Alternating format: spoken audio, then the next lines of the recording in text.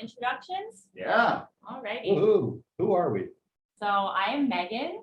I am operations director. So if you come on one of our tours, I'll be helping with logistics, getting you ready for the tour. And I also help lead the tour with Oscar. So you'll get to know me if you come on the tour with us. I'm originally from Pennsylvania, just outside of Philadelphia. And I went to Penn State University. And right after graduating from Penn State, I went to the Peace Corps here in Panama. So I served for 2 years here, and in that time learned a lot about the culture, learned how to speak Spanish, and I love getting to share what I learned about Panama on our tours. And yeah, after that, met these guys, ended up staying, and I absolutely love being an expat here. And she's a masterpiece in her company. Right. Me. My name's Rod Larvey. I am from Vancouver, Canada, just like Chris and Jeanette, who I see on here somewhere. And about 11 years ago, I was working in my online business and realized, hey, I can do this from anywhere. I don't have to live in the most expensive city in the world. I can do this from anywhere. I started doing my research. Panama got the radar and ended up moving here. And since then, I've owned multiple businesses, and Oscar and I met in my first year here, and we started doing some local tourism together, and then we started helping expats. And about 4 years ago, we really decided we didn't want to do the local tourism before. We wanted to expand out the expat business and start doing small group tours. And that's what our company is today. We do small group tours once a month with 8 to 12 people across the country and help them relocate here. We also offer services like a la carte type services, helping people import their pets, helping people buy cars, getting a driver's license, stuff like that. So anyhow, like I said, I've been here to be 10 years next month. I love it in Panama. I'm not going back. I live a very laid back in a Panamanian neighborhood. Very for people who want to retire in Panama on a budget, I can show you how to do it. And I'm always proud to say that because I enjoy my life and how I and how I live. But anyhow, we will move on to Oscar. Well, first of all, thank you, each one of you, to take the time to be here tonight online with us. My name is Oscar Peña. I'm originally from Cali, Colombia. I've been working with tourism since 2006. Started my journey first in Cali, studying hotel tourism management, moved to Costa Rica, lived there for 3 years and a half, worked in the high-end hotel industry. Then moved here to Panama back in 2009, so it's already 12 years since I've been here. In 2011, I started a small company called Mucho Gusto Panama, focusing on private relocation services or private services like transportation or interpreter services. And that led me as meet Rod and all the journey we have been going together. And I'm pretty much during the tour, I am your driver, I'm your tour guide, I'm your interpreter, I'm jack of all the trades. So I'm here to guide you in every single step of the way with my team. Very proud of this team and looking forward to hopefully in the near future meet some of you in person. Right on. And we always dress alike too. Ever notice that? Yeah, well, they're pretty fantastic. That's right. Hey, I just want to say again for the people that have just arrived, everyone's muted right now, but when the time comes for Q&A, you can unmute yourself by hovering over your screen and clicking the microphone. If you want to share your camera, please do.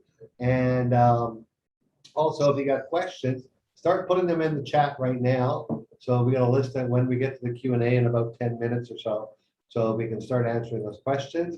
Or you can just wait and everyone can ask a question all at once, and that usually works too. But anyways, we wanted to start this by making announcements. There's two major announcements that happened in the last week in Panama. Many of us have heard. They don't affect most people negatively. They affect people in some way though. So Panama has opened up its borders or its airports to all visitors that are fully vaccinated without a COVID test. And if you are not vaccinated and not from a high-risk country, then all you need is a negative antigen test to enter the country. Now, the high-risk country, there's a lot of early fake information, false information, misleading information last week. US is currently not on the high-risk country list. Will it be? I don't know. Nobody knows. Yeah, we don't At this know. point. It could be by the 16th. It might not be. Like, Most likely Yeah. won't. but it's still open to people on the high-risk country list, but you just have to make a stopover for 3 days at a hotel recommended by the government. And this is the kind of cool thing. I checked out all these hotels. They have discount packages, $75 a night for some really nice hotels. Yeah. And they got 25% off food while you're there too. Some So of them it's even not a 4 huge stars. thing if you've already planned your trip here and you're not vaccinated and you still want to come, that if the US got put on a high-risk list, you can still come. You just got to spend those initial 3 days in a nice high-rise hotel overlooking the city and don't go outside of your room and eat inside for 3 days. Yeah, you can take it as 3 days of forced vacation. Yeah, but so that's the one announcement. Relaxation. If you're not on our list, please go to retireinpanamatours.com. Right on the front page, right-hand side, you'll see subscribe to our list, and we will notify you when we know the law has changed. That's one thing during this pandemic, Oscar and I have learned, that we don't give out information early. We give out information when we have the facts, when our lawyers have confirmed it, when people in the government have confirmed with us. When we have the facts, then you will get the information. And that's why people won't be panicking because they hear things that didn't actually happen. Now, some facts we do know, starting October 1, Panama is changing its visitor visa to 90 days. I should say, they're changing back to the 90 days that it always was. For the last 8 years, it's been 180 days. And that was a change that immigration allowed. Panama's law has always been 90 days, like every country in Latin America and South America is. It conforms with the number of days you're required to have on your passport when you enter, which is 90. And it conforms with the 90 days you're allowed to drive, which was an actual treaty that was signed back in the 1950s between almost 100 countries that allows you, if you travel internationally, to drive and be insured in these other countries. So Panama is going back to those 90 days. Now, how long do you have to be out to come back in? Again, we don't know that. I can tell you, it's either 3 or 30 days. It's one of those, but we don't know yet. So that is something, as soon as we do know that fact, if it's like it was in 2010, it's going to be 3 days. If it's like it was in 2018, it's going to be 30. So, like I said, those exact facts are not out there yet. So whatever you hear online isn't true because it hasn't been released yet. So those are the two big things. One, fully vaccinated people from high-risk countries can come here almost as normal.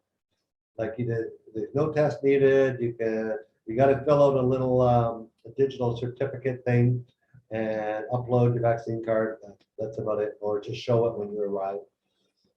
And on October 1st, if you're already in the country, and we get this from a lot of people, well, am I going to have to leave early? No. And on October 1st, if your passport is stamped October 1st and forward, then you have 90 days. If you arrive on September 30th, you have 180 days. So that's only effective for the people arriving after October 1st. Yeah, October 1st and after. Okay, so those are the two big news stories of the week in Panama. So that being said, if you have questions on that, pop them in the queue. All the questions are coming up now. Pop them in the Q&A or ask them after we start. Now, over the last 2 years, this is not just Panama, all over the world, countries have been in turmoils with COVID, with shutdowns, with tourism, and the number one thing we handle all the time whether it's phone calls or with our groups or emails, is rentals and real estate.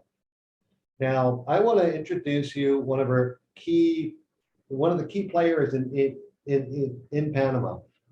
This guy and his wife own companies that have rentals and real estate offices in 6 locations throughout Panama. So, and they're North Americans themselves, been here 14 years, I believe. And he kind of really has his ears and eyes to the scene and knows what's going on. So Michael Vitovich from Inside Panama is with us today, and he's going to answer a few questions, but he does have to unmute himself first. And he's going to answer a few questions that I have. And if you have any answers directly, if you have any questions directly about real estate, likely, you know, a lot of times people send me one and I don't answer until I talk to Michael, because I'm not a real estate agent and I'm not a rentals broker, so I don't know those things. So the 2 main hot areas in Panama for rentals for retirees are Coronado and Boquete. And Michael's company is very strong with multiple agents and rentals people in both those areas. So Michael, my first question is, these lovely folks that want to move to Panama and they want to, let's start with rentals. They want to find a rental. And let's say they're moving here in November and they want to move to Coronado. Is there anything available there right now? Well, that's a good question. November, as you know, is high season. Oh, that's where I'm heading into. Yeah, so anybody that's contemplating that at this time would be best served to really get on it right now. Yeah. Before you get here. We'll usually find something, but you're going to have a lot more options if you get on it right now. Our prices, a 2-bedroom, basic condo in a high rise overlooking the ocean. Our price is more or less than they were 2 years ago. Pretty much the same. Not much has changed. Yeah.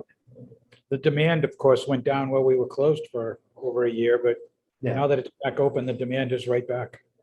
Yeah, so there hasn't been any big increases or anything like that.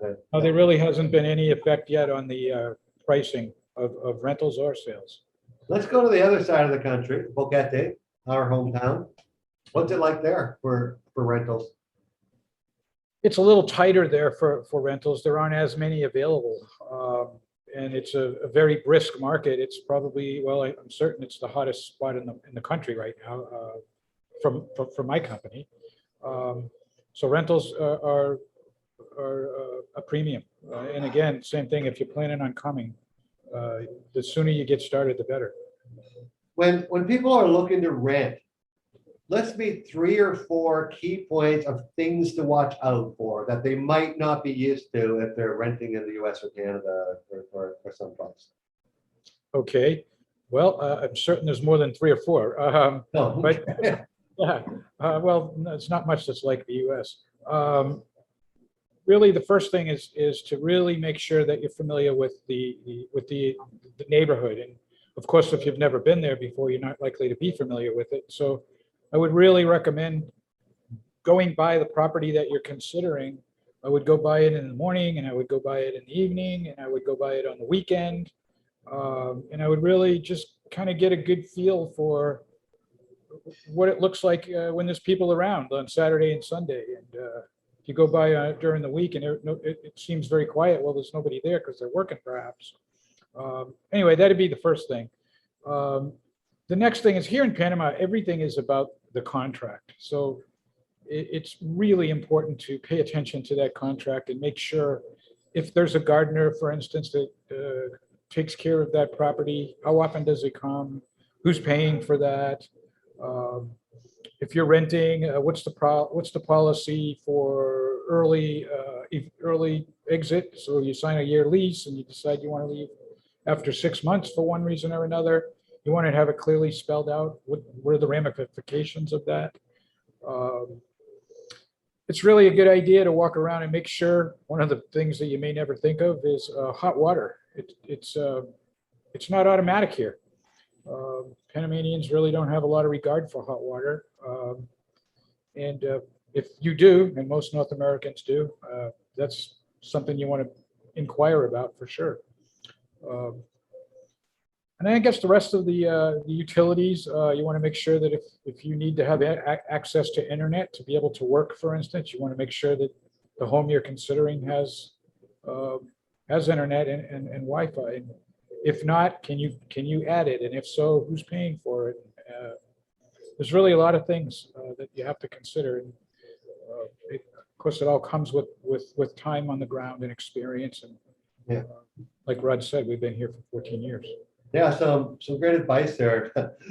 One thing I always found funny in Panama, I think I've seen 3 bathtubs in 10 years. You're Yep, that's a true story. looking at pretty high properties. Oh, and the thing like Mike said, it's so important. I live in a Panamanian community. It's dead quiet during the day. Mhm. There are 100 roosters out at nighttime, and all weekend long, the neighbors have their music on because they love their Latino music. And it's coming from all different yards at They different do. angles. Sunday, And, you Sunday know, fun day. Yeah, Sunday fun day, because that's the one day they get off. If you can't live like that, then you need to look at communities, more residential type of communities with more expats. Okay, and there's more. We're gonna have much more tips for you for rentals and stuff like that in a second. But I'm gonna talk to Mike a little bit about the market. As you know, Oscar and myself, Retired Panama Tours, we don't sell real estate on our tours. It's not what it, like, we always joke with the guests, oh, today is timeshare day. No, we don't do that. We don't sell real estate. We really recommend you get down here and, live for, 6 months to make sure you like the area. But what has happened with everything that's gone in the world, kind of whacked out in the last little bit. What has happened in the real estate market, Mike, in Panama in the last 2 years? Well, 2 years brings us back to just prior to COVID. Prior to COVID, yeah. Where was it? Where is it now? And where do you see Correct. the magic Correct. wand? Yeah, well, things were already showing signs of growth and people coming, and we were getting showing signs of more activity after kind of a lull. During COVID, much to my surprise, in the last 4 or 5 months, the phone just started blowing off the hook. People are very much concerned with either politics or economics or whatever is their reason for seeking options. The number significantly increased in the last 4 or 5 months. We're selling homes to people that aren't even in Panama. They're buying them sight unseen. It's absolutely as busy or busier than it has been in my 14 years here. It's a good thing. Yeah. Many people considering Panama. Are like what everyone's always concerned, what's going on with the prices? Are they higher? Are they lower? Yeah, like I say, so far, prices haven't really been affected.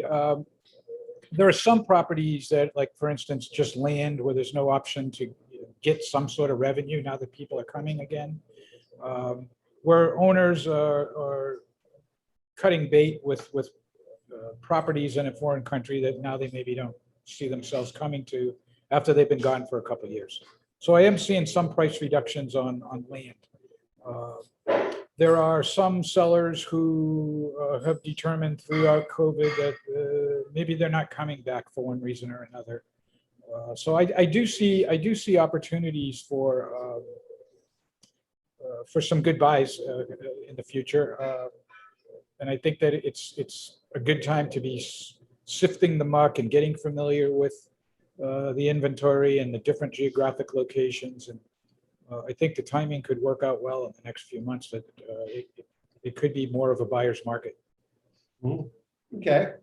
So, but you don't see, I remember during COVID, the Facebook experts were out there that the whole market in Panama is going to crash. It's going to be 50% of what it was before COVID. That didn't happen. So it still seems that the country itself and its whole economy there is still pretty strong.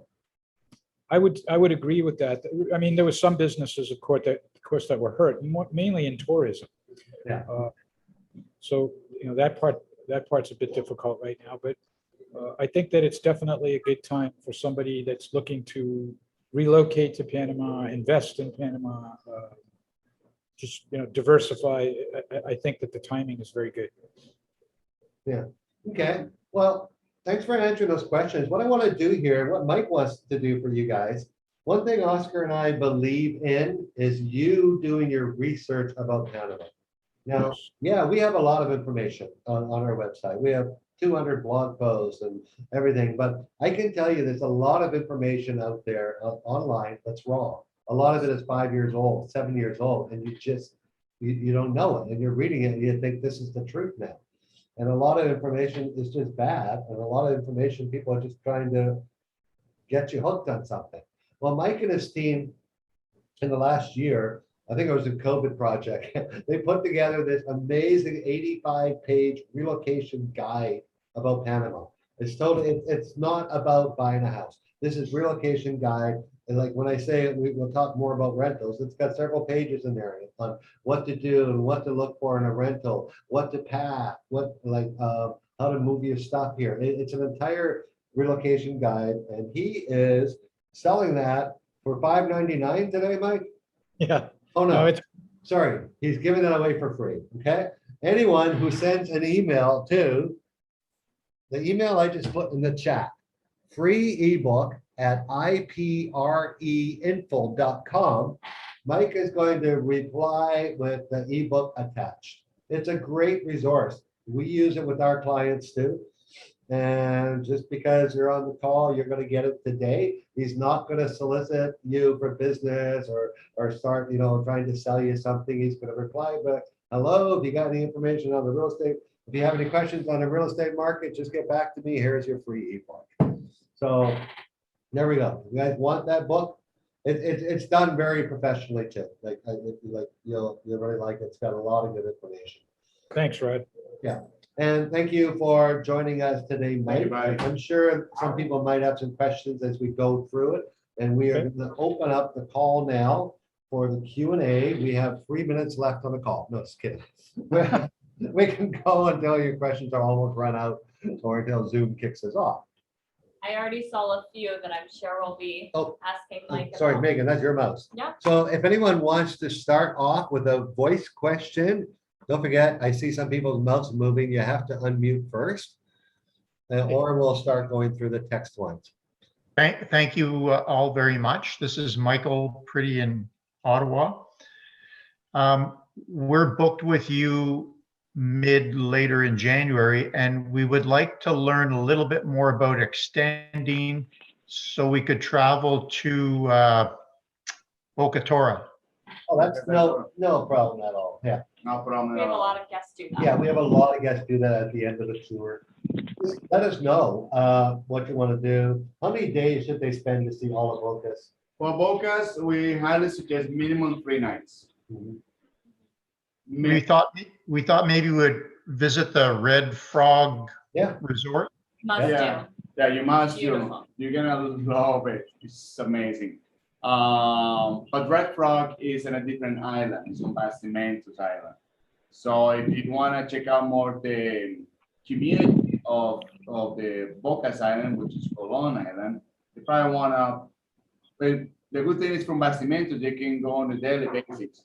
Take a boat. It's only a 30-minute ride, less than that, 20 minutes to the main island, and spend the day and hang around, see some other areas. But Bastimentos is a place you can literally spend 4 days and just be happy.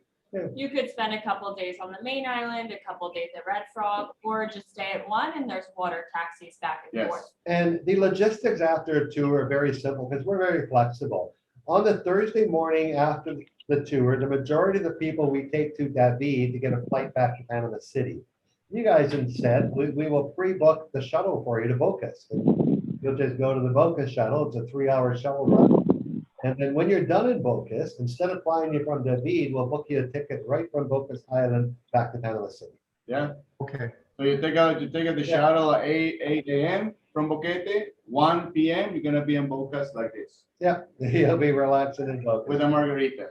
So yeah, so whatever you want to do, just coordinate it with us before. Make sure we know all the details 45 days before the tour start date, so we can get all those flights booked. And there's no additional cost for you for that either. So Okay, and I'll throw in a couple other things when I write you about that, because we'll probably arrive a day or two early as well, just to be safe.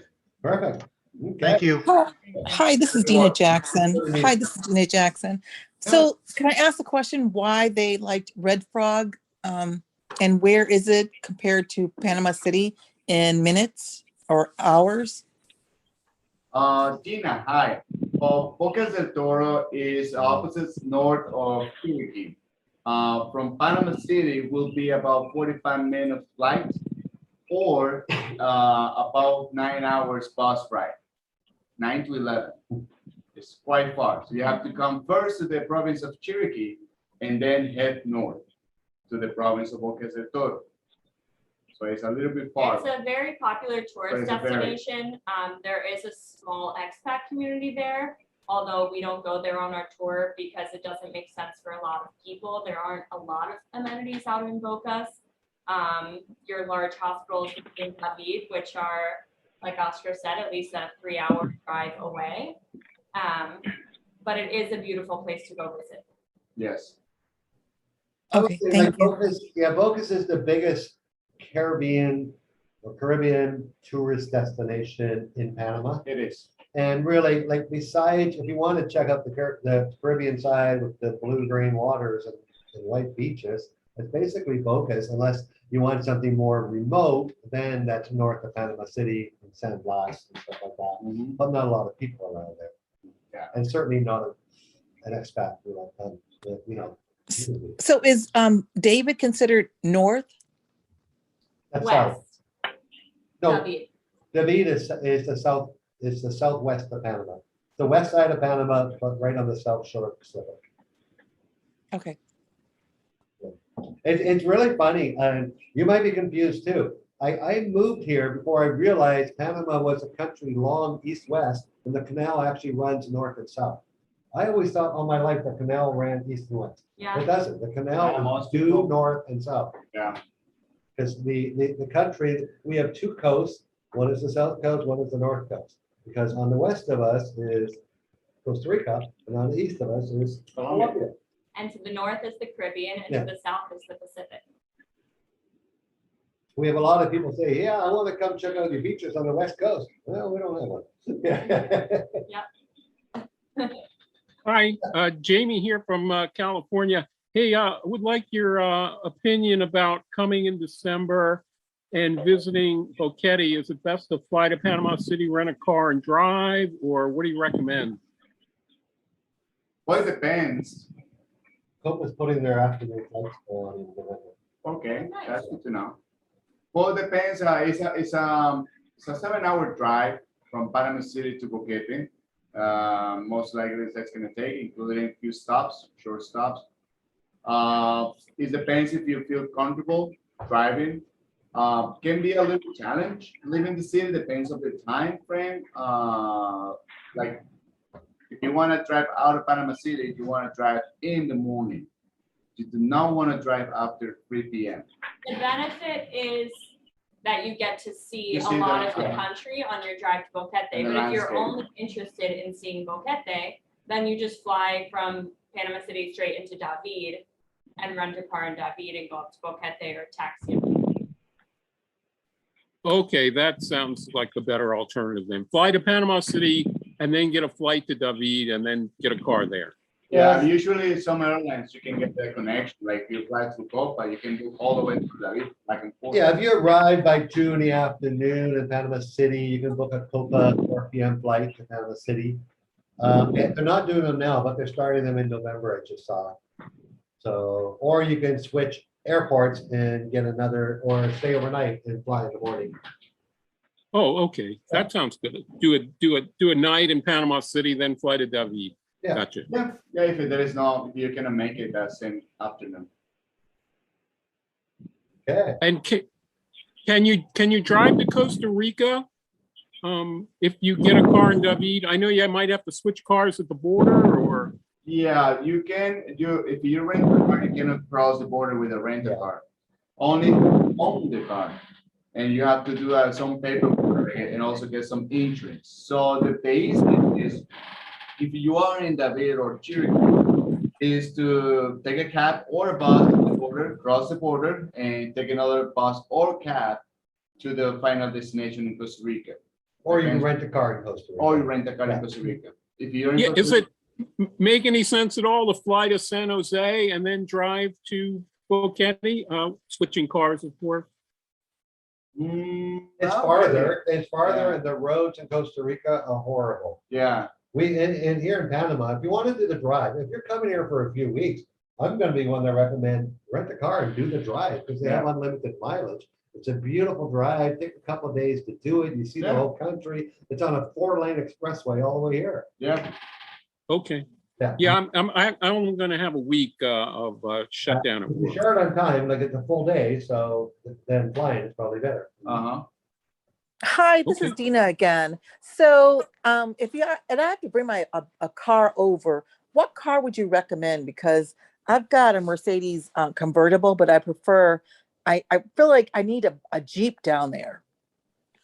Why you mean importing a car here? Yes. Yeah. Is it bad to import a car there, or is just purchase a car there? It's expensive. It's expensive, especially that according to the how old is your Mercedes, you'll pay a lot of taxes or less taxes. And 2018. Yeah, what? 2018. Yeah, probably you'll pay a little bit higher taxes. Here in Panama, you can find also Mercedes. Most likely, depends where you're going to live. If you're living in Panama City, a Mercedes will do it. But if you're living in the countryside, definitely not Mercedes. So you need something. I feel like I'm going to be traveling while I'm there because it's so many other places to go to. Yeah, then definitely cannot bring your Mercedes. Better get a more rough car that you can take you anywhere. Yeah, for You will sure. end up beat up the Mercedes and you spend a lot of money just by the importation. But typically, we recommend that you just sell your vehicle and buy one here for Yes. other reasons. Well, yes.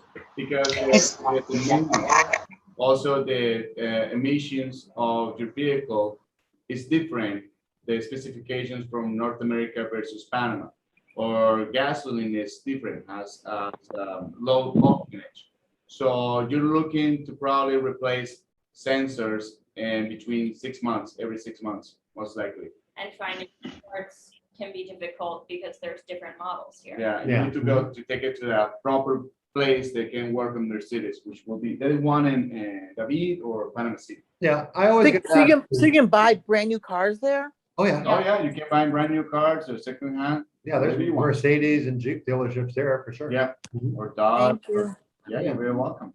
And I always get asked this question, so I'm going to answer it here because it'll always come back. What does it cost me to import a car? So that answer is pretty straightforward. For a pensionado, it's going to cost you about 12% of the value of your car if you're using the exemption. You can't import it until after you have your permanent visa. If you're not a pensionado, it's going to cost you between 22 and 28% of the value of the car to import it here. And that does not include the freight, by the way. So it's Say the word again. Is it pension what? pensionado visa is the most popular permanent residency visa you can get in Panama. And it's for anyone who's receiving $1,000 US or more a month on a permanent lifetime pension. And you get. Excuse me, Sorry? we will be there in 2 weeks. So we have some questions that are pertinent to us being there quickly. We're planning to rent a car for the 10 days after the tour. How important would it be that we get a 4-wheel drive, or is that an issue? Okay, Paul, I'm gonna just finish my other answer to the other person here. And then we can talk about that one. Thank And, you. Yeah, we're back to, pensionado visa. It has a bunch of discounts and duty exemptions. That if you get that visa, you can bring in a vehicle duty-free, but it's really not. It still costs you 12% tax, but it's cheaper than the 22 to 28% tax that you'll pay if you're not on that visa program. So back to Dina's, but your question there about importing cars, it's very expensive.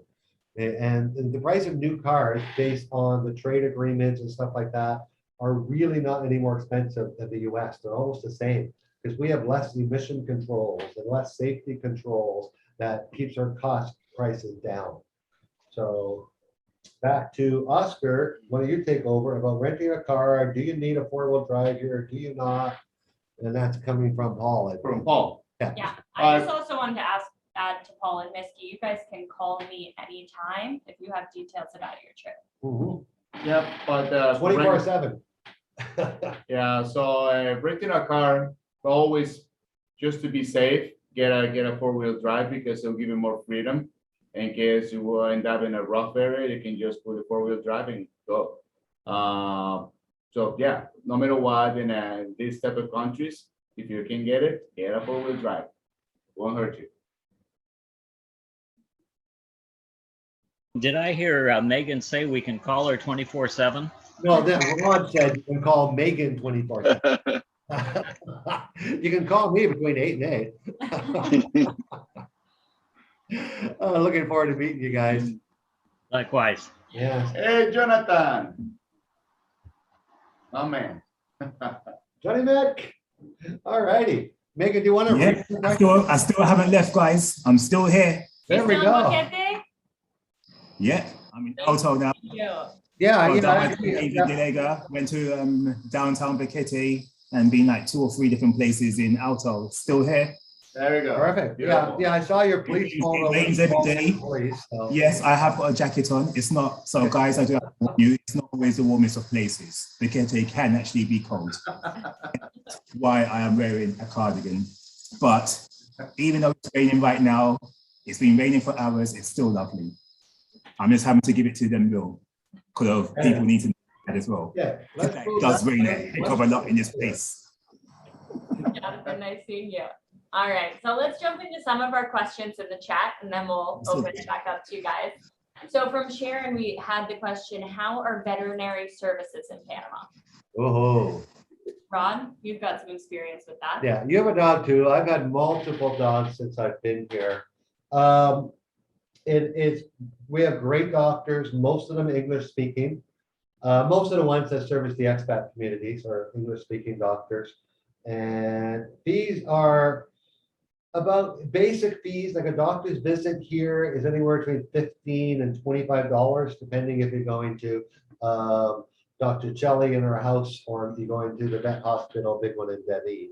So they are like, that's for a consult. So it's very inexpensive.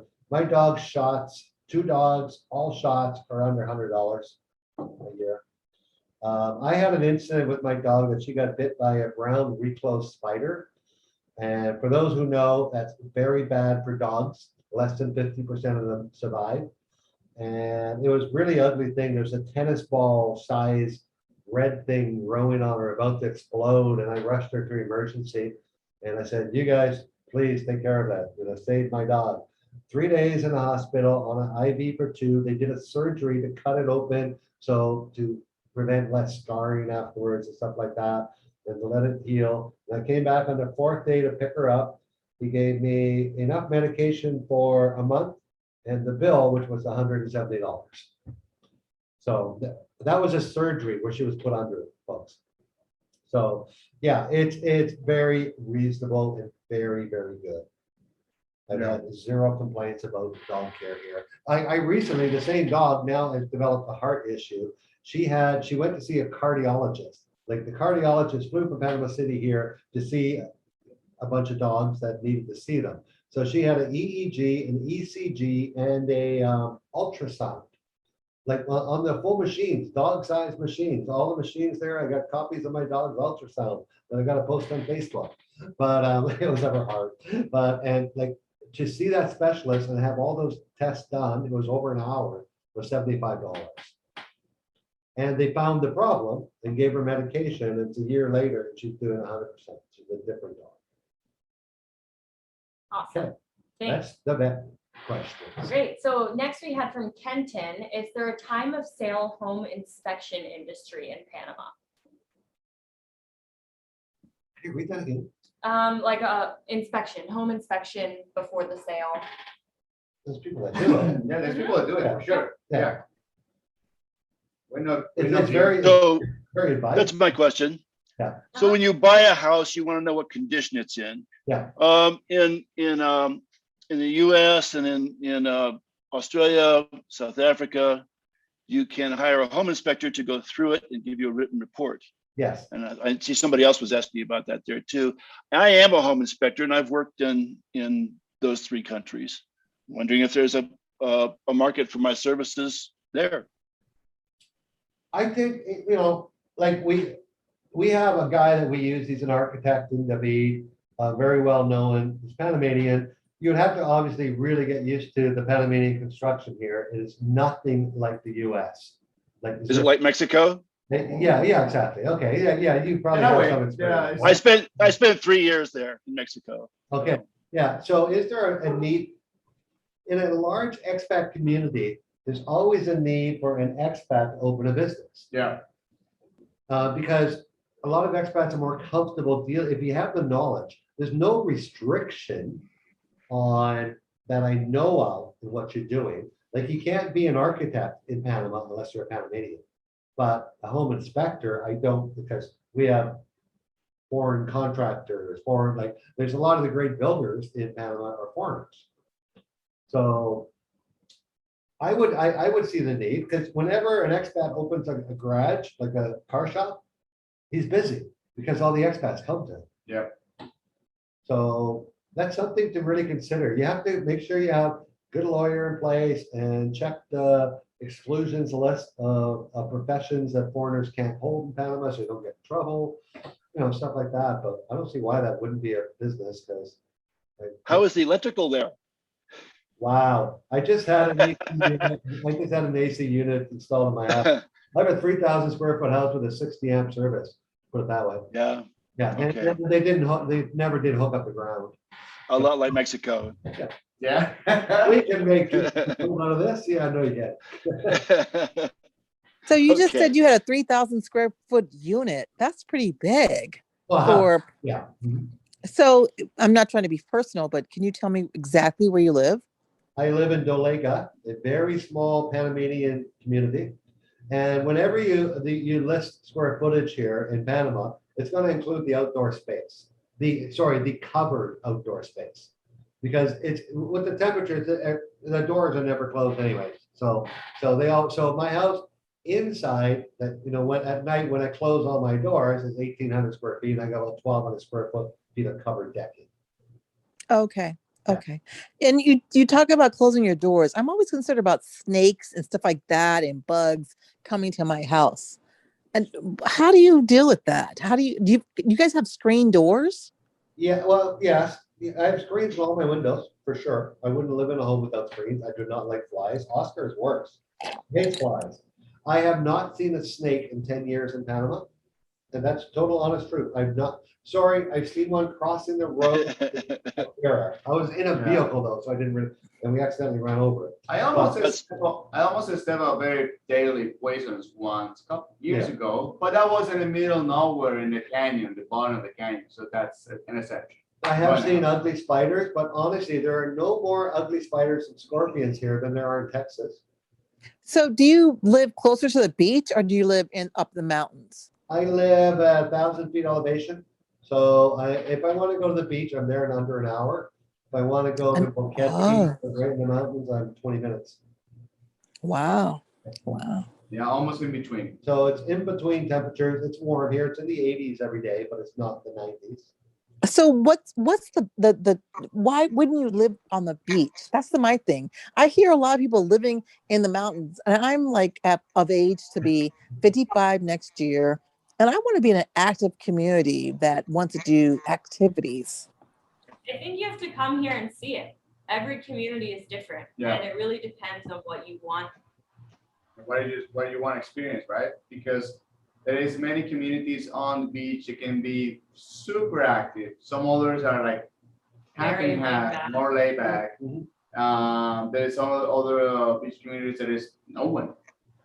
Like there's thousands Wow. that's in Coronado. Yeah. There's the hundreds in busiest. Tennessee. Like those are all beach towns for Yeah. talking. But you say why? The reason it's always the same, it's just the weather. Yeah, I like the beach for 3 days. I can't stand the heat. yeah. It's in the 90s every day. And a lot- Yeah, my family is from Panama. My dad was born there. And sorry. Something's going wrong. That's okay. It's all good. All good. Speaking of internet, I just talked to my company. I live in Washington, D.C., and I talked to my company about moving to the Panama area because I want to downsize right now. And I want to make sure that internet is available. And so if I want to make sure that internet's, I'm an IT person. So I need internet 24 hours a day, 7 days a week. What's the best place to stay? We don't have internet in Panama, and we were actually calling in from Florida. No, just kidding. I know you're kidding. I know you're kidding. I've been an online marketer full-time for 20 years. I moved here because of Panama's internet, and I'm still here today. I've also run a business in Las Vegas and Austin, Texas over the last 10 years. We have better internet than that, sorry to say. The only thing you have to have here that you don't need there is you need a backup for power. Because our power infrastructure, it's just the way it's built. If there's too much load on one grid, they turn off one and they switch it over to another. So the power goes off for 30 seconds. Well, you know what happens when your power goes out to your motor for 30 seconds? It takes 5 minutes to reboot. So if we were on this call right now and the power went off, I have backup power. I created a $500 system with some deep cycle batteries that powers all my essential stuff. So you're saying it's best for us to move there and bring with us a generator? No, we don't. You can buy things here if you need it. I would never get a generator because then you got to run and start your generator and switch everything over. I use The battery backup. Yeah, I just use, and my stuff is plugged into the battery backup all the time. So if the power goes off, it doesn't affect anything. If my internet goes off, it switches to my backup internet.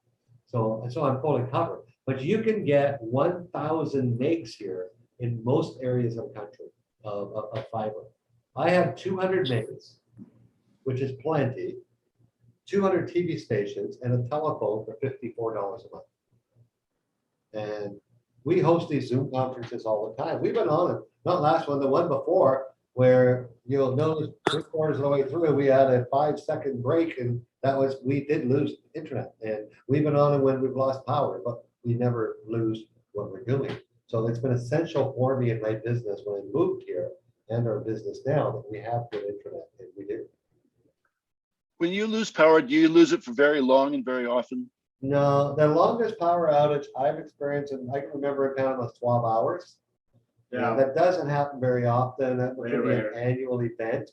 It's typically, most of the time, it's back on within 5 minutes. It's a switching thing.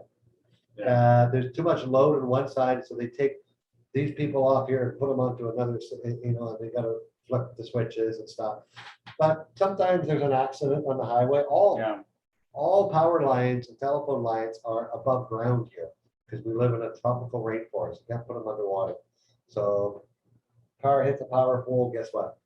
Your power's out for 2 hours. Just to come and fix it. Or sometimes transformator blows with an electric storm. Yeah. That also can happen at times. Under very hard rainy season, a branch of the tree can fell, knock a cable. There's a lot of factors. So always, if you can afford it, get a generator or get a battery. I never found a generator a good solution if you're working online, like the person who answered the question is, because you still have that downtime between when the generator kicks in. You need a battery backup system. If you look on our blog, just look for just search on Retired Panama Tours website, Digital Nomad. You'll see some articles I've written that shows what I use for a backup for power. We're running off. I'm plugged into batteries right now. I'm not even like I could turn off the main breaker for the house and we would carry on talking here. Those kind of outages are better than Colorado. Yeah. Shorter than Colorado. Let's move on. Well, since we've got Ken on here, we'll take his second question in the chat. He gets 2 questions? Yeah, because he's active, There you go. participating. Can you suggest someone for periodontal surgery in Panama? So that would be orthodontist. It's a periodontist. It's periodontal surgery, gum surgery, deep surgery. I don't know that we, just off the top of our heads, would know someone, but we do know people in the medical industry. They who will probably guide us. find out. Yes. You'd have to, Kenton, send an email, info@retiringpanamatours.com. I will forward it to Oscar. One of Oscar's best friends is a surgeon, and he can get us a referral if you need one. Also, we know closely a dentist, very professional young lady in Boquete, and I'm very sure she will know, she will guide me towards the best one for that specific type of. So my auntie just came back to New York City from Panama that lives there to get a hip surgery. And I'm concerned that I saw 3 great hospitals down there, but she came home for that. Why is that? I You know. have no idea. Panamanians who have lived here a long time think US medicine is better. And it isn't always. No, She is a Panamanian. She is a Panamanian. it Yeah. all has to No, do that's with what I your mean. comfort Yes, level. And Panamanians feel that they can be better served in the US. And most Americans that we know living down here have much better experiences with the yeah, medical with the industry here medicals, like, than in the US. and they have great medical here. But she's talking hip surgery. We had an incident with a guest who, while they were here for a while, he had a hip injury, a major one, ambulances, surgery, 4 days in the hospital, and he got wonderful care. And it's the second time it happened to him. It happened to him once in the States, and it wasn't even a comparison. Well, the only difference was in the States, it cost him, the cost of the surgery was $75,000. Here is $7,500. Slight difference. Slight difference. And they loved it and they'll be moving here. Yeah. And some people go back because they only have their Medicare back in the States and they don't get insured here. And actually we'll move on that Yeah. too. We have a question on insurance here. And somebody was asking if you have any major pre-existing conditions, are you able to get health insurance here in Panama? I gotta ask, like major pre-existing, if someone can type that in the chat or tell me what it is. A lot of people think high blood pressure is a pre-existing condition. It is not. Also, That if was you from had John. lung cancer and you're a survivor, well, you'll still be covered for pancreatic cancer, but you won't be covered for lung cancer again. So that's how pre-existing conditions work here. If you do have let's say you had a heart valve replacement, you can still get insurance, but they're going to exclude heart stuff. So it is tight. And there's nothing, like a lot of people say, well, I'm going to go look at another country. Well, this has nothing to do with Panama. This has to do with international health insurance. These are companies from Spain and Right. Italy and places like that. Panama doesn't have, international health companies. These are huge international companies. And typically international health companies do pre-existing conditions. But like I say, if you have type 1 diabetes, you can still get coverage. If you have daily insulin dependent diabetes, then you probably won't get covered because there's too many complications with diabetes. Yeah. And these are international plans I'm talking for.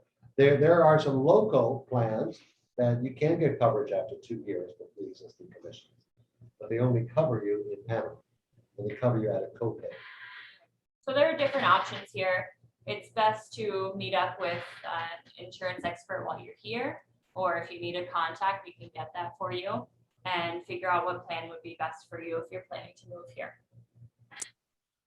So if you have to talk about regions and what area, speaking still about health plans, speaking more about you're coming from America, you're coming from a federal a job, and you had to go to different regions within Panama. Which region is the most economical if you have less, you have you have just heart problems, you just have high blood pressure? Which region would you suggest a person go through? And I know it's really minimal, but it's very important to know which is the best region to really be in. Do you mean for hospital and healthcare here? Yes, hospital and healthcare. So the best hospitals and most options you're gonna get for doctors are either Panama City or David. Yeah. So if you have something where you need to be at a hospital on the regular, you Mhm. want to be in Panama City or David. Okay. And then my second question is, if you want to know, like how we know in the United States, like the up and coming areas in different cities, what's the like up and coming city that you can get the low economic cost and still knowing that it's moving up and making money in that area? Not sure. Definitely not Panama City. It's the most expensive place to live in. Oh, I Panama. agree. I totally agree. I would never live in Panama City. David is one of the most least expensive places to live in Panama. It's also the hottest city in Latin America. If you like heat, that could be for you. It is. And it's not, when I say a city, it is a Latin American city. Like when you go downtown, it looks like a rundown, like I don't even know how to describe it. I didn't like it when I first moved to David when I came here. Now I don't mind it. I hate the traffic because it's a city of 180,000 with 3 traffic lights. Yeah. The tallest building is 4 floors. Yeah, but they do now we have a 400-store shopping mall opening up. They got a Costco. They got all those things. They have 2 amazing hospitals, private hospitals. However, there is some nice neighborhoods. Just Yeah, there are very nice. some really nice suburbs, Nice but you ones, can yeah. rent in there from 400 to 900 for nice stuff, like really nice stuff at 900. And you can buy starting in you can buy condos. Mike, you got one listed, $89,000. It's actually a nice condo. And it's a nice 2-bedroom condo in a gated community. So you can start at 89,000 to 199, and just in Panama City, you're just not going to find that. But I heard mortgage there. You have to put like 40% of your money down to get a mortgage. Oh, more than that. Yeah, because you have no credit rating in Panama. However, how hard you work to get your FIFA store, whatever you guys call it in the States, that doesn't exist here. It doesn't matter. So unless you have a job here with a Panamanian company for 2 to 5 years, you can't get your typical mortgage like you get in the US. And mortgage interest rates here are almost 7%. So mortgages aren't cheap. So you're looking at 30 to 50% typically with a bank down payment to get a mortgage here. And must be paid off by the time. Yeah, and it has to be paid off by the time you're 75, and it has to be fully insured by an outside insurer, payable directly to the bank. So it's best to rent there first, figure out where you want to live, Yeah. and decide if you really, really, really, really want to buy. Yeah, exactly. Mhm. Decide if you need to buy and want to buy. If you don't, there's many expats that live here that just rent because they're getting a pension anyways. So they're just taking whatever 30% of that pension and paying the rent with it. And they never end up buying. So If you want to buy, are deeds pretty similar than they are to the US? or which? Deeds, real estate, when you buy a house, there's a deed here. Is Oh, it you the mean same title. there? Yeah. Are you talking The title, yeah. Yes. Yeah, you want to buy title property for sure. Somehow we just had 3 dogs running the room. Sorry about that. Okay, I'll take on the title property. There's title property and right of possession. You want title property. If it's right of possession, get a good lawyer and talk to Mike about it. Definitely. It's very tricky in Mexico. Yeah, no, here, what percentage of property is title in Panama? Are we over 95%? Michael, you gotta unmute yourself to answer that. So when you buy, it's not automatically Right. title. Just wait, I gotta get Mike to unmute him so he can answer my question. Okay, sorry. Yeah, we're talking about title. What percentage of Panama listings are title property? Well, the majority of them really. Yeah. There's really some geographic places that are more notable for untitled properties, Santa Catalina, Boca del Toro. Yeah. But most of them come titled. So in your experience of San Diego, being a real estate agent there for many years, transfer of title in Panama when you buy and sell a home, is it basically the same here? It's close. It's not exactly the same, but it's close. For instance, we really have title insurance here in the States. Nearly every transaction has title insurance. I heard the comments about getting a mortgage. It is very difficult to get a mortgage institutionally here, but there are developers that will offer financing with 30% down. No questions. Here's the keys. Is it safe in Panama to buy a house as long as you have the reputable real estate agent, lawyer, and banker? Can you lose all your money in the process if you're buying title property through the proper channels? I know Nicaragua, Mexico, there's been some stories. Yeah, if you're buying property that's titled and you're working with an attorney and you know, a licensed realtor, you really shouldn't have any problems. Not any additional problems than you would have anywhere else. With really, it's just diligence, just doing your due diligence. So when you guys say title and property, you're talking about like making sure it's a clean lien. Is that what you're talking about? Are you talking about, because it's like automatic here in the United States. Yeah. You get the title, the mortgage, the moment you get your mortgage. So what's the difference between title property and not title property? That's a really good question. So but you're confusing two different issues. Titled, it's either titled or it's right of possession, period. When you buy the property, you want to make certain that you own the title, which is recorded and notifies the world that that's your property and you own it. If you buy a property that's not titled, you then have some risk. Again, it comes down to doing the due diligence.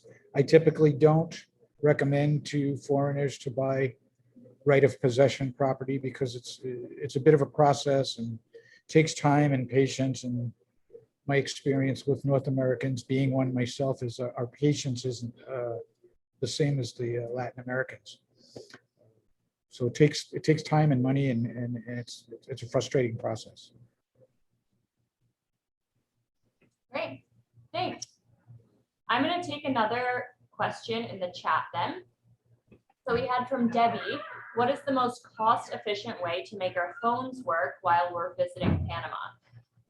So the most cost-efficient way would probably to get yourself set up on WhatsApp and also Google Voice. Google Voice is a great way to make phone calls to North America just on an app with Wi-Fi or data, and same thing with WhatsApp. The only thing with Google Voice, the other person doesn't have to have the app in order for the phone call or text to come through. It'll just come through normally on their phone. Whereas WhatsApp, the person you're trying to reach will have to have WhatsApp. And then while you're here, you can connect on Wi-Fi, or you can get a SIM card in Panama, which will give you a Panamanian phone number. And then you can load that with data, and then you'll be connected even when you're not on Wi-Fi here. If it's a short visit, you can also talk to your cell phone provider in the States or Canada or wherever you are, and see what their international daily plans are like. When you guys call Megan, or I said Megan or me, we use Google Voice. It's free. Before you leave and move here, you can actually port your cell number over to Google Voice, and people won't even know that you've left the country. It's a great place to hide. You don't need a SIM card? You don't have to buy a SIM card? Nope. Google Voice is just an app on your phone that uses Wi-Fi or your data. And I like it because there's so many of those IP voice services that don't work over data. They only work on Wi-Fi. I take calls all the time. I'm in my car, I'm walking around town, and I have very few call quality problems. I also have a SIM card on my phone, but it's the Panama number. So my phone has both numbers on it. If you do want to be connected when you're out and about, to use things like Uber or Google Maps, when you're not in a hotel or restaurant on Wi-Fi, then you can get a SIM card, which are usually $2. And then if you charge it with $5 worth of data, that should last you a week while you're here. Wow. Yeah, cell phone plans are cheap. That's good. That's really good. You can get cell phone plans for $30 with unlimited data here. So yeah. Oh, and the beautiful thing with this company, Tigo, mm-hmm. I paid $39 unlimited data. I pay $30 unlimited data. I don't know why you pay more. Because anyway, Because the guy liked you better. But we recently did a trip to Colombia, and guess what? We have covered 100% rooming, all unlimited data. Free roaming in Colombia and the US. Uh-huh. Yeah. And the US? And Uh-huh. the US. Yep. It's, Oh my it's God. like a lot of people come here and they think, yeah, I could buy a house for almost that price in the States, or my rent was 1,200, it's only 900 here. We got to think of the total package, the total savings. When I left Canada, I had my utilities and all my utilities averaged out to $650 a month. That was all my phones, all my internet, my heat, my gas, my water, my garbage pickup, everything. I averaged monthly $650. Here it's $125. So right there is just a huge savings itself for living in Panama. Okay, next question. We only have 29 more. What? I'm just checking if some of these people who ask questions are still on here. Let's see, from Brenda. Do you know if someone over 55 with the new digital nomad visa would still qualify for retiree discounts, like No. with Friendly Nations? No, it's not a permanent visa. Only permanent people with permanent visas qualify with pensionado discounts. All right. So How about opening a bank That's a account? good question. That's a good question when it comes down to permanent visa compared to not permanent visas. Do you lose your dual citizenship if you have a visa? a permanent visa is not a passport. It's not a citizenship. It's not just a citizenship. residency. Yeah, it's just residency. And the timeline to get the visa? Yeah. Can I get it now before I get there? No, you have to be here to get your residency visa. So can I travel in for your tour and then apply for it and then leave out? If you stay for 3 weeks, yes. You would want The original to, process takes 3 weeks. you would want to prepare things, start And- working and with yeah. our lawyer before And you you'd come. want to start working with a lawyer within the next month or two, which we do it all the time. There's always at least one person on the tour doing that. Yeah, during that process. Yeah, there's nothing wrong with that. But be prepared to stay for 3 weeks and you're gonna need background checks and all this other stuff done before you come here. And you just arrive 2 days later, meet with the lawyer in Panama City. You get to Boquete, you'll meet with them again. You'll go to David, do immigration, and then you'll leave your passport with immigration for a few days. And before you know it, you'll have a temporary residency card and be on your way home and come back in 4 months for your permanent. Oh, thank you, thank you, thank you. And I apologize for calling it David, but it's David. So it is the word David, but it's funny, they just don't know where that is. If you ask the taxi driver, I think it's David, he'll look at you, what? David. So are there Mac stores there? Yes. Mac, Mac stores, yes. Apple stores. Oh, Apple. Apple. Yeah. Mac. Yes. in Panama City, Panama David. City and one in David. Alrighty, we had from Pam, what kind of bank letter do I need from my Canadian bank to open an account in Boquete? You know, Canadian banks are funny with that. I went through this myself. But what Canadian banks don't want to put down is how much money you have and stuff like that, but that's not what they're looking for here. Basically, the letter is on bank letterhead. Dear sir or madam, John Doe has had an account open with this bank for 10 years and the account is in good standing, signed the bank. That's it. That's all it has to say. And then as soon as I told them that, Royal Bank said, oh, we can give you that. No kidding, that's what I've been asking for forever. Okay. So we had another question from Mari. How much are real estate taxes? Maury, there's 2 questions for that. Property taxes or real estate taxes? Closing of the sale, Mike, not if I'm right, it's around 5% in total? Yes. And property tax, I know this one, and property tax from $0 to $120,000, there is no tax. From $121,000 to $750 is 1/2 of 1%. And from $750 above, it's 3/4 of 1%. So for example, if your property is valued at $200,000, your property taxes would be $400 a year. And that is after your exemptions. which meaning that when a new property is built, it has X number of years property tax exemption where you don't have to pay. So houses built in 2015 and earlier, I think I have about a 20-year exemption. 2018, it's about a 10, 15-year exemption. And So- that carries over to new owners. Yeah, Gary, so most houses you're buying have, you're not paying property tax. So property tax here is, yeah, a fraction of what most US cities are. She also asked if November is high season, when is low season? So I guess November would be the start of high season. It's still a little bit rainy, but it's Holiday when, season. Right. Panamanian. It's the Patriot month of Panama. Yeah, not tourists. yeah, so that's when it's high season for Panamanians. There's holidays all month long. And then December is when summer vacation for kids start. It's also the start of dry season through the end of March. And it's also when all the snowbirds come down. So that's what makes November through March, a little bit into April, high season. And then April through October would be low season.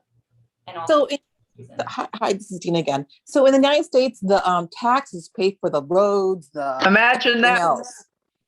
So exactly if we don't pay taxes on the real estate, how do you, what income comes in to pay for the things in order for the roads to be working? Last question. Well, we have a 7% sales tax, like on everything you buy except food. We have income tax. Much lower than the US though. Like someone who earns $50,000 a year will pay about 13% income tax. And yeah, it's up to it's 15, yeah. So we pay about 13% income tax. We have the canal generates tons of revenue for Panama. So, you know, a lot of the infrastructure of Panama, the highways, bridges, a rapid transit system, stuff like that, was, you know, partially funded from canal revenue support. Because in 1999, at the end of 99, the US, the canal went back to 100% Panama ownership. In the past, we only received 25% of the profits. Now, the canal daily makes about $35 million. Yeah. Just a few coins. For a country with 4 million people, yes. It's a little bit for the cost, you know, 35 million.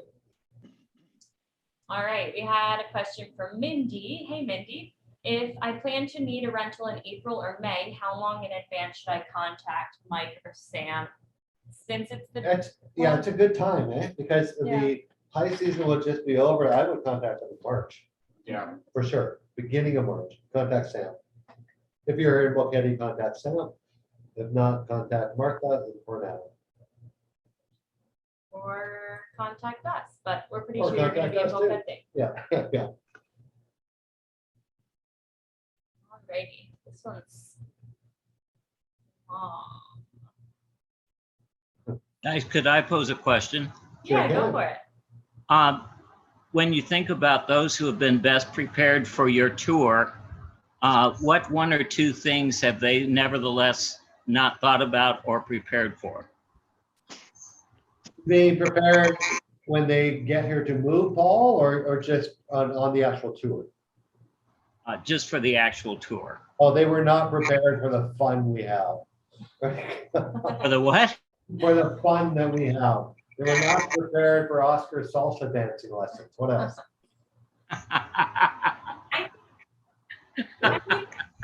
We pretty much make sure you're prepared. I think a lot of people maybe regret not spending more time. Some people fly in just for the tour and then fly right out. And they Yeah, for wish sure. they had spent some extra time after the tour to do some extra exploring on their own. Yeah, we do find that people on the last 2 days are calling the airlines and finding out it's going to cost them a fortune to change their flights. And they wish they would have stayed a few extra days.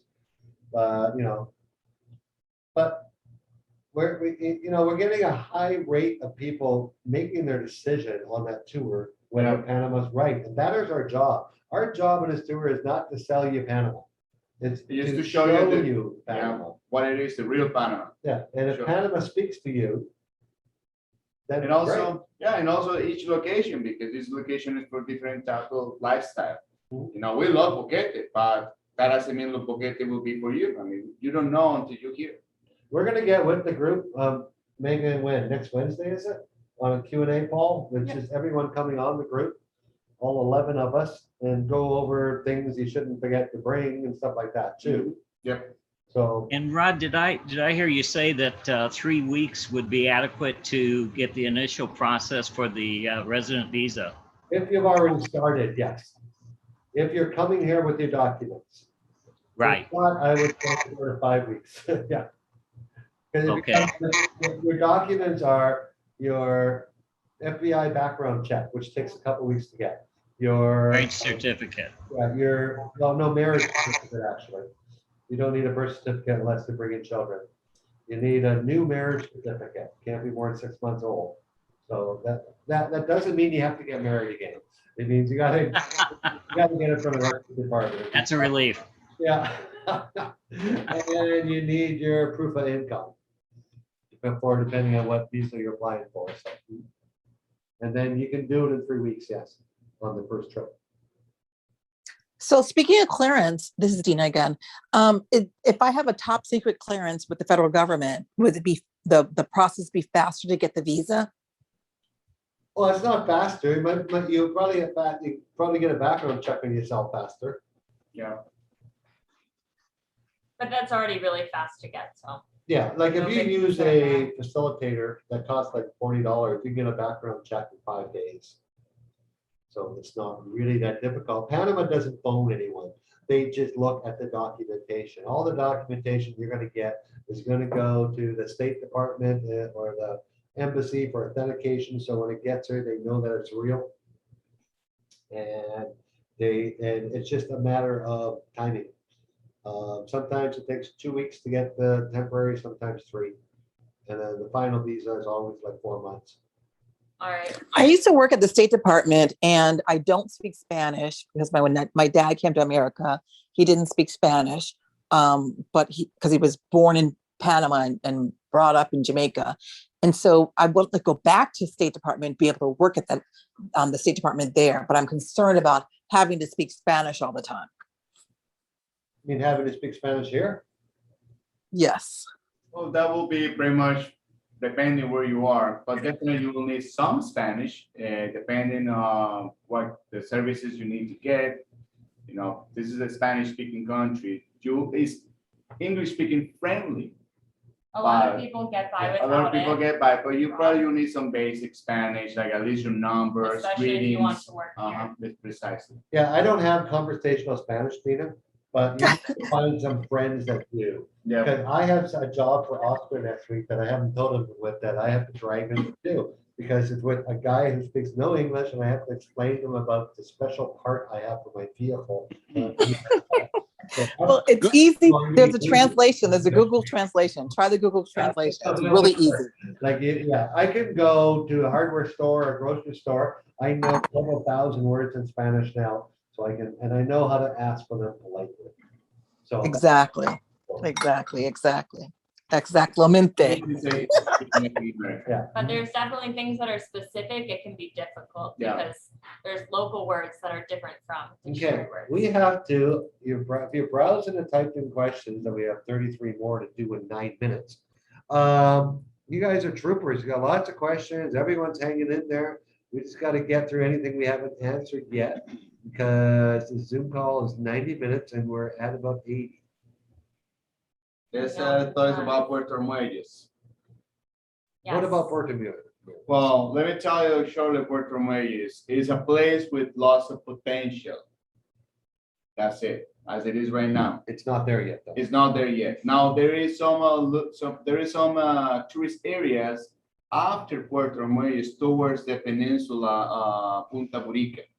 But the town of Puerto Muelles is a place that was very famous, used to be known for the departure of exportation of bananas from Chiquita Bananas, but they shut down, I think in the 70s or 80s. And the town became a ghost town. It hasn't too much, it's kind of like lifting up again.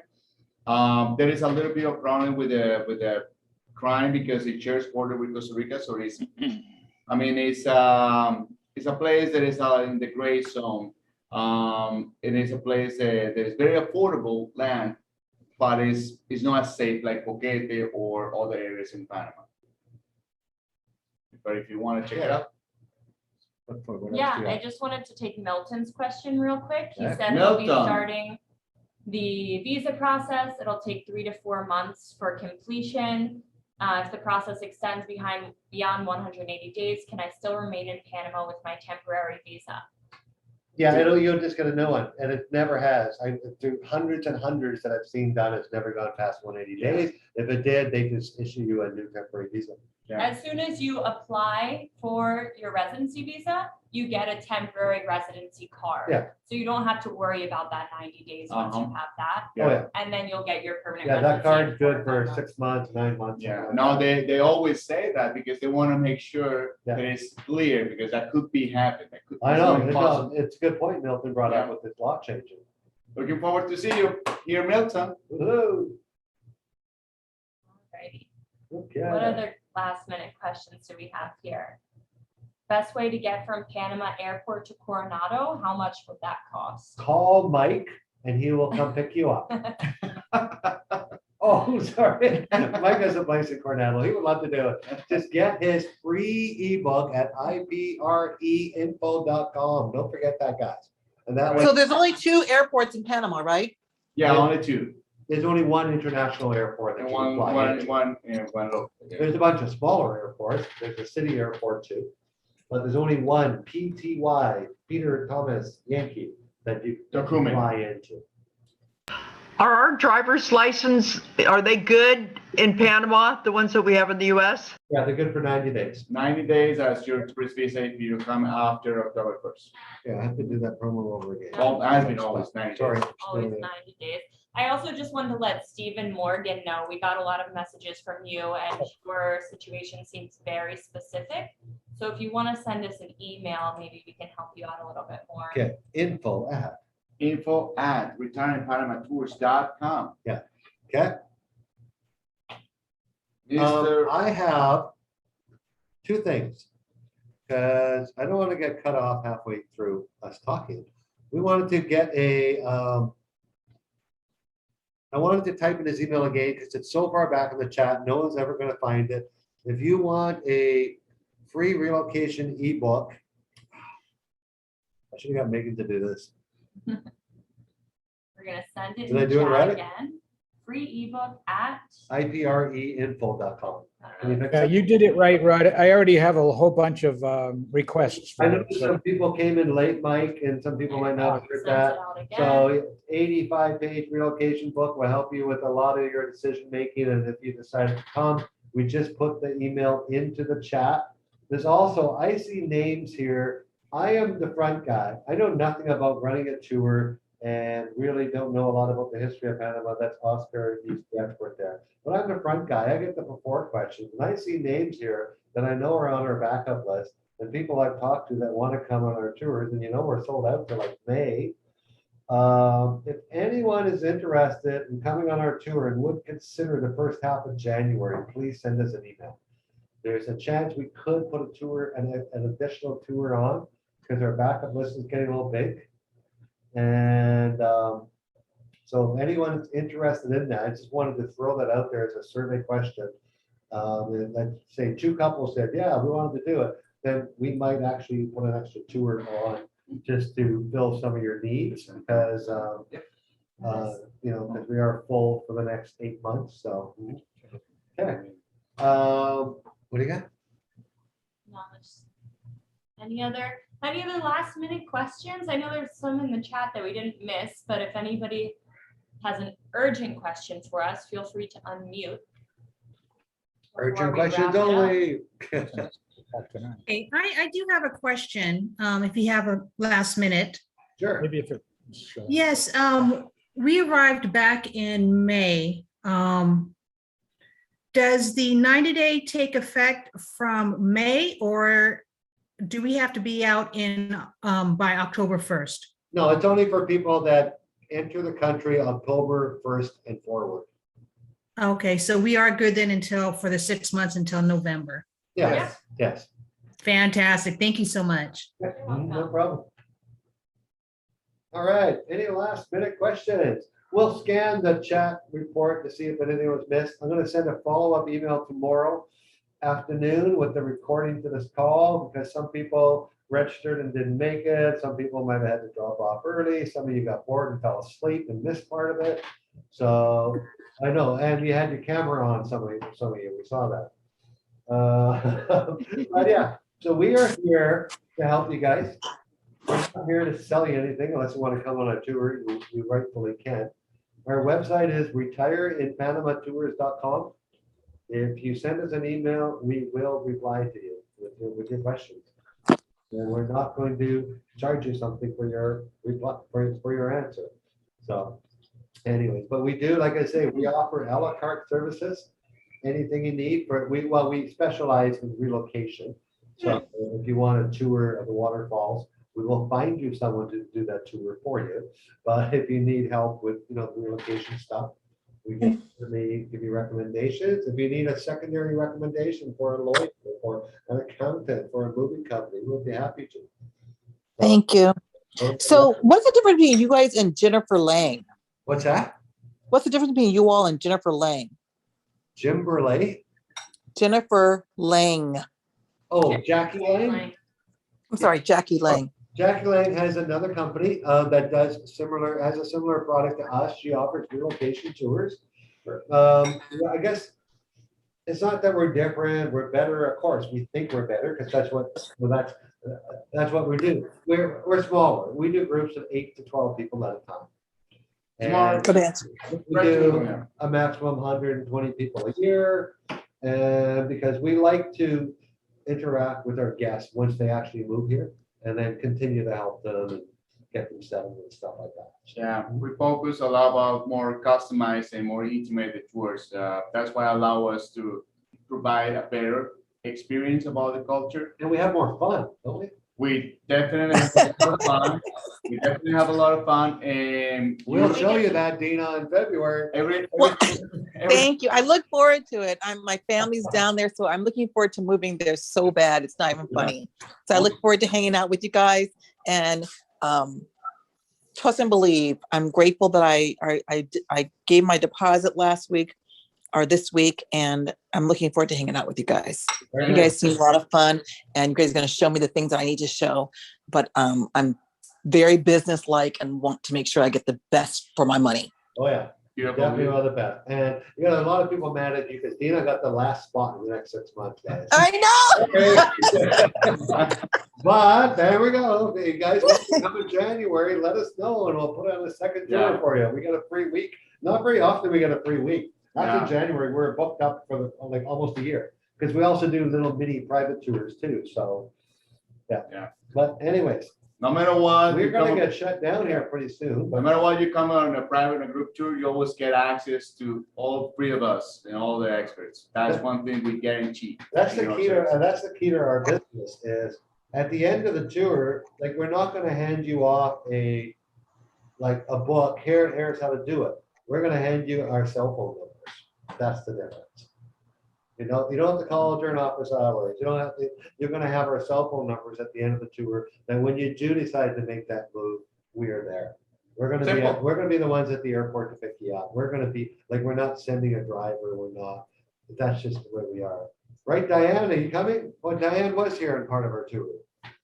That's right, Diane. Are you here Diana, ¿cuándo vienes, mujer? When are you moving? When are you coming here, lady? Diane met us 2 years ago. She was on one of our tours. Right on. And she still keeps coming back. I know, she's still trying to. So you want me to talk? Still trying to retire. No, I miss you guys. Right on. I miss you too. Diana, I want to know why it takes so long to get there. That's what my concern. Yeah. Some people still have to work. Jonathan was with us in January. He's still in Boquete. He hasn't left yet. You got to get home and pack your stuff, Jonathan. Get back to England. Well, I was all set to move down there last April, and then COVID shut everything down. Yeah. So now I'm like still working on it. Yeah, changed plans for a lot of people. Yeah, right, guys. If the whole Zoom ends, it's not because the power went off the internet. It's because Zoom ends at 1 hour and 30 minutes. So we're going to start saying our goodbyes because it's been an hour and 32, so we don't want to ruin ending. So Oscar, tell everyone how thankful we are. We're extremely grateful, humbled for your time, your effort to join us tonight. And for those that has been in the past with us, thank you so much for trust us. The ones that are coming in the future with us, thank you for the trust deposit, and we'll do our best to deliver the best experience ever. Right on. I want to thank Michael for coming on our call again, Thank you. taking the time. The His best. company really looks, and it really shone this week. I'm not going to tell you the situation, but he protected and went above and beyond for one of our guests for something that had happened to them. And, you know, I just like being in business with having friends in this business that protect our people on our tour. So we appreciate that, Mike, always. And get that free ebook from Mike. You guys will like it. Megan. Buenas noches, everybody. Buenas Thanks for noches. joining us. Thanks for Nice to joining see you guys. Hasta luego. Thank you. Hasta luego. Remember, don't worry, be happy. Hey, Margaret. We're See ya. tired Happy Expat in Panama. now. I'll see you around if I see you. All right, Jonathan, let us know. Guys. Ciao. Bye, guys. Bye-bye.